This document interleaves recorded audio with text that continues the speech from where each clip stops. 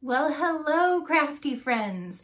I'm Brandy Barnard, and it is Joy of Christmas week here at the Great American Stampin Show.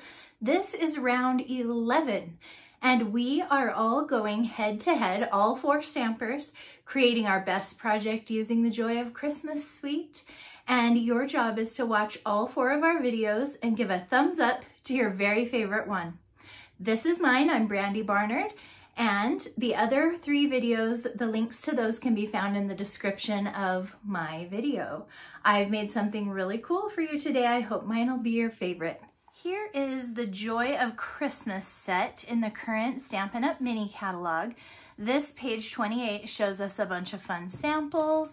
And then if we look over here to page 29, you can see all of the items that are featured in this suite. There are two designer papers, some sequin assortment pieces, there's a roll of ribbon, and there are two different bundles. So we've got two stamp sets and two sets of dies. From all of these products, I have chosen the Joy of Noel stamp set, the black and very vanilla large check ribbon, and the Joyful 12 by 12 paper to feature on my card. I had a really cool design in mind that I wanted to show you guys.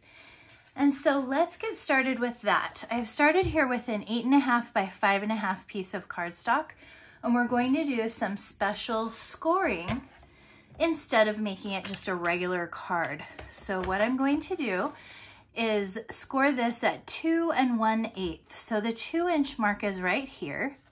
And then 1/4 would be right here. You know where that is probably. It's the first long black line that goes all the way down. That's 2 1/4. 2 1/8 is halfway there. So if you're looking up here by the 2, it's two tiny lines past there.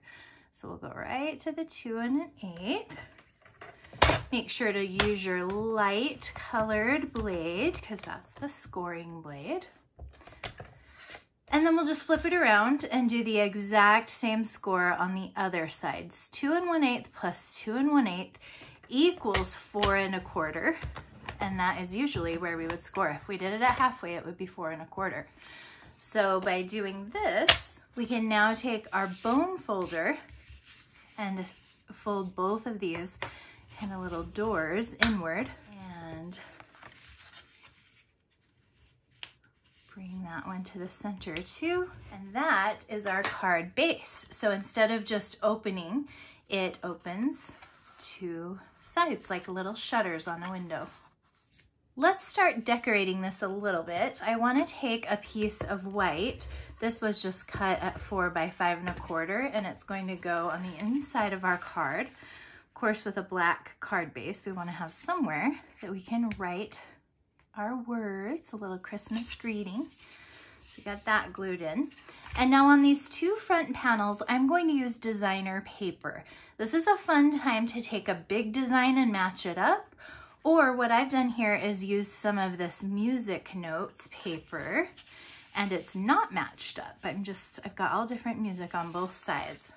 So this paper was cut at 2 inches by 5 3/8, which is a little bit fussy, but you can see how it creates this perfect black border all around the edges. And so that makes it worth it, that little measurement.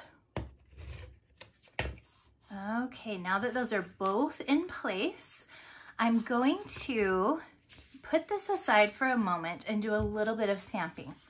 I've got two pieces of white that have been cut with the Nested Essentials dies. So it's just this cool rectangle with fun curved edges and a little bit of stitching. And I'm going to put my greeting on these.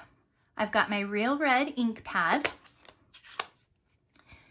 And one of the stamps that comes in the set is just this joyous. So I'm going to put it kind of toward the bottom here.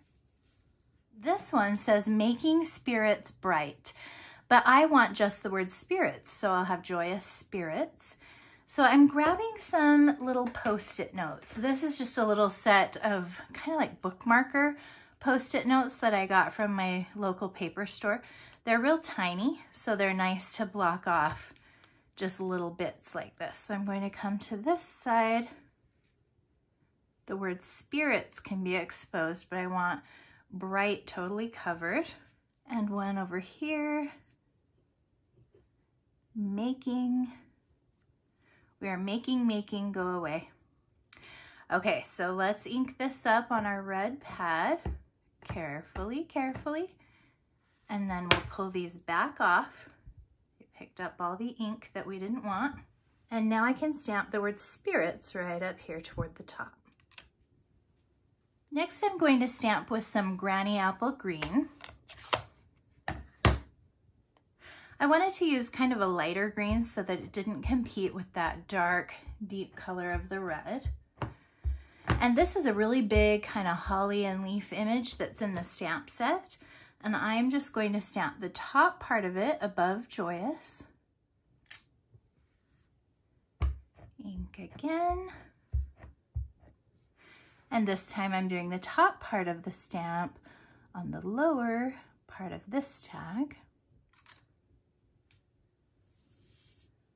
Set those aside. I've got a couple of other stamps here from the set, and I'm going to bring them on my inside of my card here. So let's see. This one's a little holly berry, and we'll just have it kind of come in from the side here. Because my paper is black, it doesn't really show. You could stamp this first before you put it in if this worries you. Got a little holly leaf and a berry sprig. Now let's come to the upper corner. This time we'll let it come in a little more like this. And we can do a couple leaves, one here and one there. Now I want to do a little bit of coloring. So I'm going to take the lid of my ink pad. This is my Granny Apple Green. I'll prop it right up here. And I'm going to put just a little drop of re-inker. Another way is you can squeeze the pad so that there's a little bit of color in the lid. I'll do that on my other ones. So here's my real red. I'll just squeeze it before I open it. And now when I open it, I've got some color there ready for me to use. Both of those ways are totally valid and great for this project. Now I'm grabbing my Wink of Stella glitter brush, one of my favorite products, because what I want to do here is a little bit of watercoloring to pull some color in on these pretty leaf pieces. But instead of regular water, I want to use glitter water. So let's push the Wink of Stella so it's flowing. Ooh, I got a lot. We'll get a little green in it. And I've basically created glitter green to color with.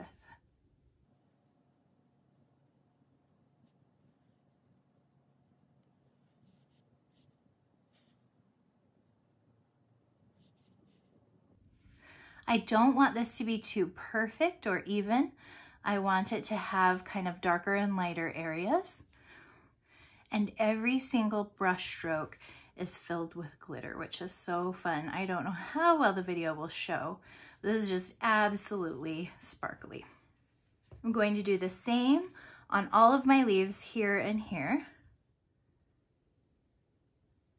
Okay, I think I got all of my leaves colored. I'm in love with them. Going to get my brush clean here just by painting it on the scratch paper a little bit. And before I close this ink pad, I'm just grabbing a wet wipe to clean this out, because normally if I used a watercolor technique like this and I had put ink into the lid and used water, I wouldn't worry about it. But if you've got lots of water, or if you have lots of sparkle, you don't want that to get onto your ink pad for every single project. So I just cleaned that out. Close it up. And now let's do some coloring with our red. Now I want this to be quite light. Again, I want the greeting, the words, joyful spirits, to be really the highlight. So these berries are going to be just kind of pinkish, just barely, with a little color.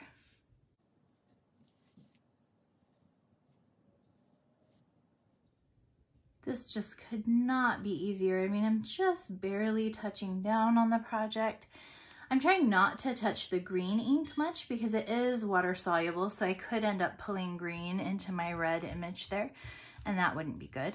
But I mean, this continues to flow without pushing it or handling it. You don't want to give it a lot of pressure. Just allow it to flow. If it ever gets dry, you can come to a scratch paper and get it to flow again, but you don't want to have a big glob of glitter go on your project.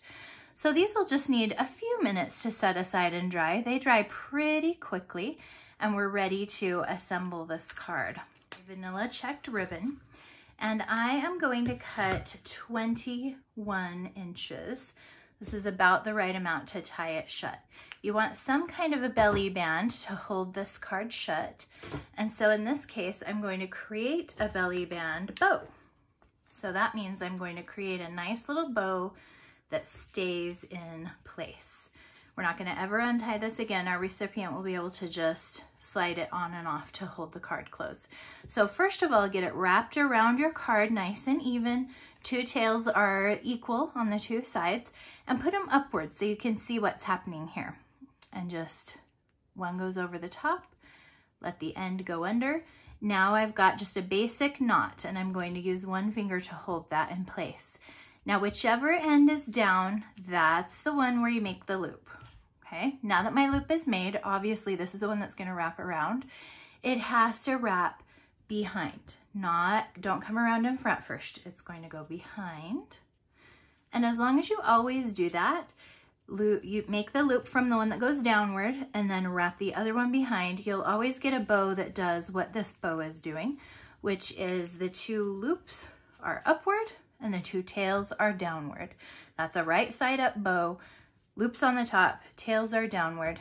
Now, lots of cases you might want a different kind of a little more of a skiwampus bow, and that's fun too. You can use the opposite technique to make it flip a little bit, but there's your perfect bow lesson. Now, this card can easily be opened and closed by just sliding that off, and oh, here's that nice note, and slide it back on. We're going to add, of course, a little bit more embellishment with our two die cuts here. And so here's how we're going to do them. I want it to say joyous spirits, just like this. And we want them to open opposite, so they will just be glued halfway. If we glued them all the way across, then obviously this card could not open. So let's put glue only on the left side of joyous. And measure it up, make sure it's basically centered right about there. And now on this one, glue on the right side only. And bring it right below the bow, lined up with the friend above.